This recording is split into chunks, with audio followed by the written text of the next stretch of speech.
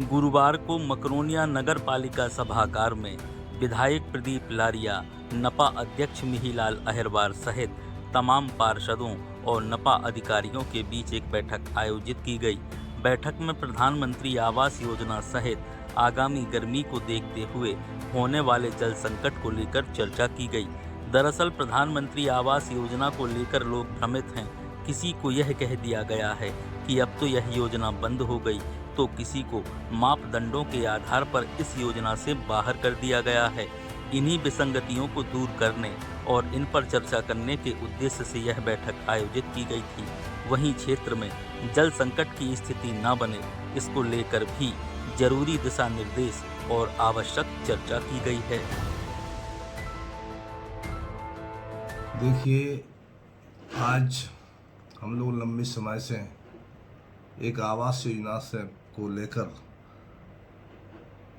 जनता की जो मांग आ रही थी, लगातार जनता परेशान हो रही थी, उसको लेके हम लोगों ने माननीय विधायक जी से उसका आवेदन किया कि सरकार के माध्यम से भी बात पहुंचाई जाए कि आवास योजना कोई बंद नहीं हुई है, आवास योजना चालू है, लेकिन उसमें कुछ मापदंड ऐसे तय करे गए हैं कि सरकार ने आवेदन बुलवाए थे, सरकार ने पोर्टल पे आ रहे, वो पोर्टल पे वो आए, वो पोर्टल में सरकार ने बुलाया और आज पोर्टल पे कैंसिल कर रहे हैं।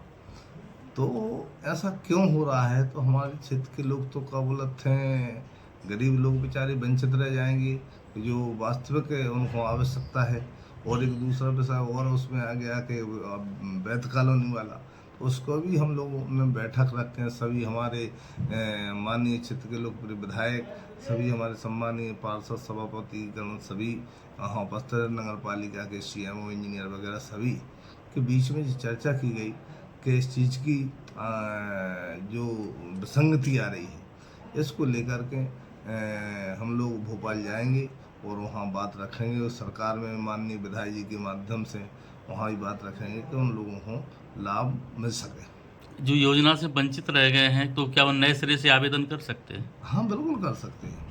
तो इसके मापदंड क्या रखे गए हैं? मापदंड जो अबे हैं वही मापदंड ही तो जो अबे रखे गए हैं, उन्हीं कारणों से तो अपात्र हो रहे, तो वही मापदंड ही तो तय करके सर सेंट्रल गवर्नमेंट की वो अलग है गाइडलाइन, मध्य प्रदेश सरकार की कुछ थोड़ी सी उन्होंने संशोधन किया है। तो संशोधन में वो कुछ लोग अब या तो हमारे कर्मचारी समझ नहीं पा रहे कि उनको तो ये है कि मतलब उनको जिनकी स्वयं की रजिस्ट्री है उनको क्या बोलते हैं आवास दिया जाना चाहिए, पट्टे हैं, स्वयं का मतलब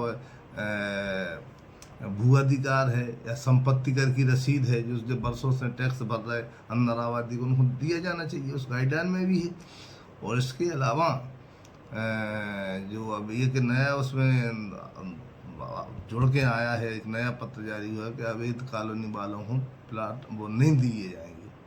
तो अवैध कॉलोनी अलग से कहाँ से आ गया? अवैध कॉलोनी वही तो अवैध कॉलोनी है, जो क्षेत्र में रह रहे हैं लोग, बरसों से रह रहे हैं, उन्होंने गरीबी से अपने मंजूरी कर करके उन्होंने प्लाट ले लिए हैं, तो वो चाह रहे हैं कि उनको आवास का लाभ और मिल जाए।